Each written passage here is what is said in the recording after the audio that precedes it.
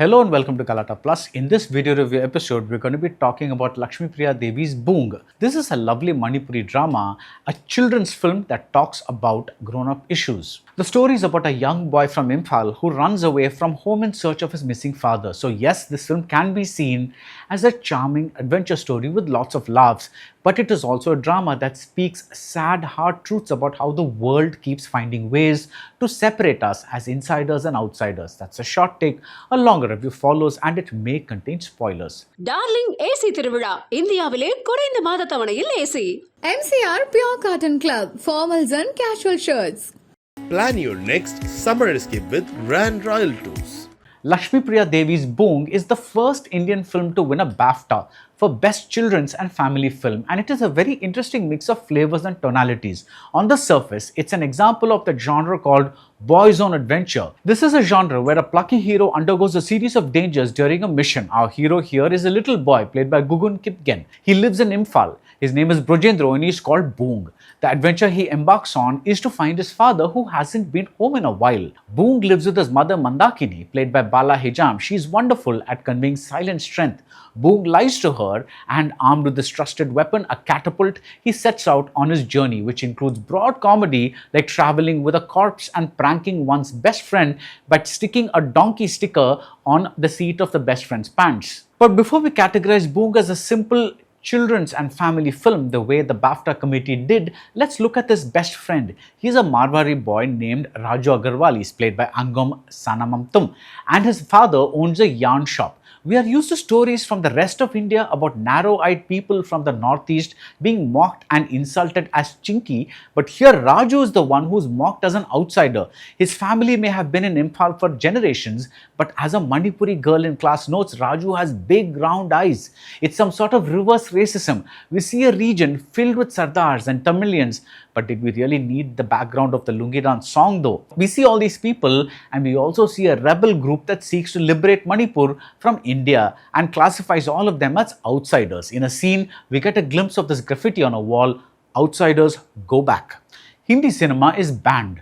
We get a scene where people are watching PK, which is about an alien, the ultimate outsider, and this audience is watching the movie in secret. As someone says, Mary Kom can't watch her own biopic in Manipur, and so we have a film centered around a boy and his charm and his innocence, but also a film that is very adult about the many realities of the region. A trance dancer sings these words, "If you throw me into the river, I will come out holding a fish. If you throw me into the fire, I will come out holding a lit cigarette." It is a survival anthem and it could apply to anyone. Say Boong's mother who runs a handloom business. The fact that her husband has gone missing, he won't return her calls. This fact has not discouraged her. She has found a way to carry on. She is a practical woman who encourages Boong's wish to study in an English medium school. She reasons that he won't grow in a place where he is not happy. So she understands why Boong runs away to search for his father. She knows the boy isn't happy without his father. And later when Boong calls from wherever he is, Mandakini doesn't scream at him. She doesn't scold him. She probably knew that this day was coming when her assurances would no longer be enough and when Boong would seek his own answers.